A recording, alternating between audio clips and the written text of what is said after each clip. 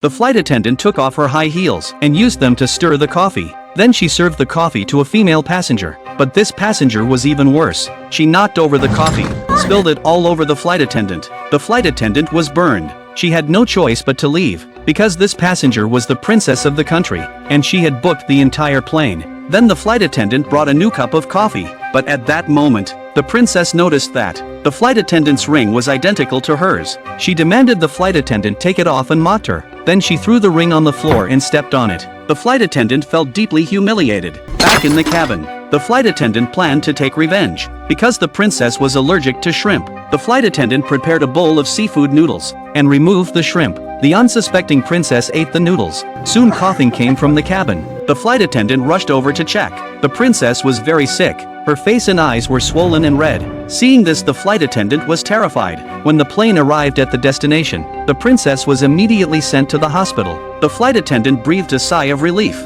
But when she walked into the hall, the news reported that the princess had gone. Because of her royal status, the body had to be transported back. The princess specifically requested that the flight attendant escort the body alone. The flight attendant could not refuse. She sat in the last row. But the plane encountered strong turbulence. The princess's body accidentally fell. The flight attendant was scared out of her wits. She called the captain for help, but he ignored her. The flight attendant knew it was the princess's ghost returning for revenge. To survive, she frantically banged on the cockpit door, but got no response. To force the captain out, she lifted an axe and smashed the cockpit window. The captain thought she had gone mad, so he tied her to a seat. The body ended up right in front of her. After the plane landed, the guards entered the cabin, saw a horrifying scene. The flight attendant was kneeling in front of the princess. Do you think the flight attendant was right to harm the princess? Feel free to comment.